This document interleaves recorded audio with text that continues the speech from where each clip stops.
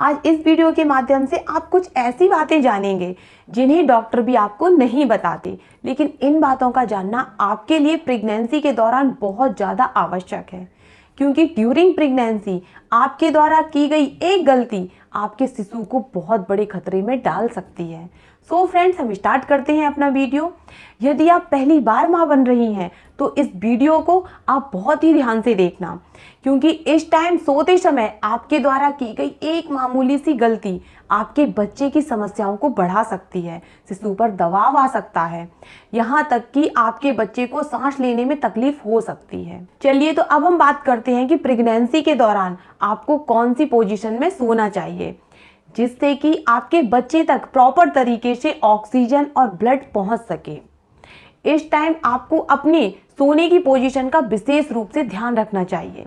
Friends, first trimester में आपके पेट का आकार ज़्यादा बड़ा नहीं होता, इसलिए तब आपको अपने सोने के तरीके में खास ध्यान रखने की ज़रूरत नहीं है।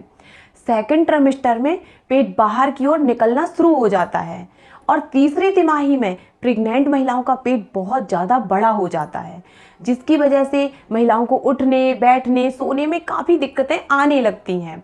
और यह ऐसा समय है जिसमें आपको अपने सोने की पोजीशन में बहुत ज़्यादा ध्यान रखने की आवश्यकता होती है।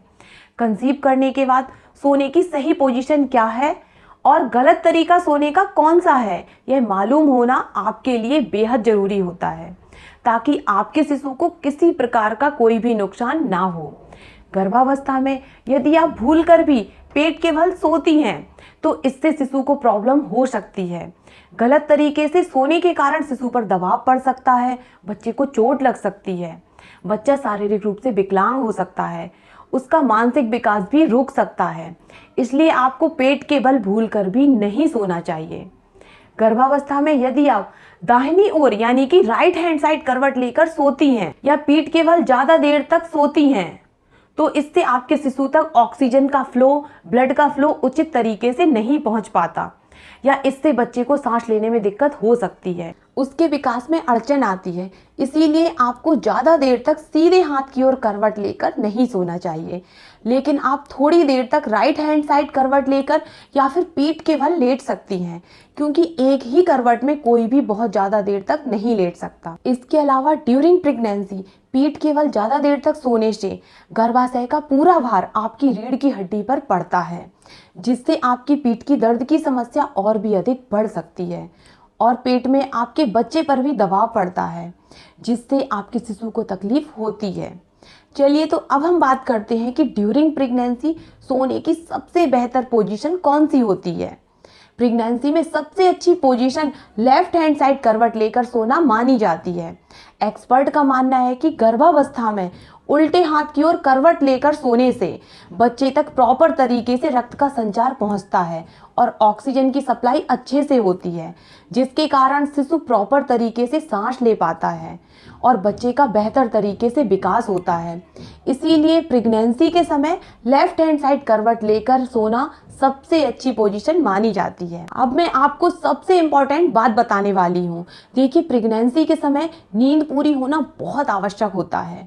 आपको 8 से 9 घंटे की नींद जरूर ही लेनी चाहिए। अगर आपकी नींद पूरी नहीं होती तो आप पूरे दिन खुद में एनर्जी फील नहीं करेंगी।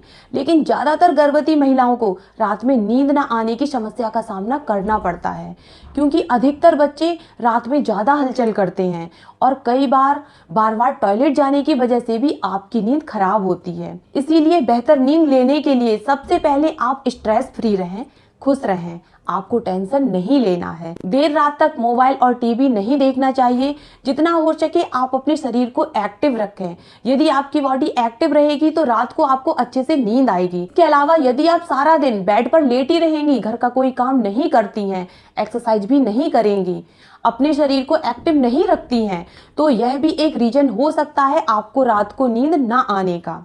यदि आपको नींद नहीं आ रही है तो आप अपनी पसंद का कोई भी अच्छा सा म्यूजिक सुन सकती हैं और लेफ्ट हैंड साइड करवट लेकर सोने से भी आपको अच्छी नींद आएगी। तो फ्रेंड्स, मिलते हैं अगले वीडियो में एक और नई जानकारी के साथ। मुझे पूरी उम्मीद है आपको मेरा वीडियो जरूर पसंद आया होगा। आप मेरे वीडियो को लाइक कर देना, चैनल को सब्सक्राइब कर लेना। Thank you.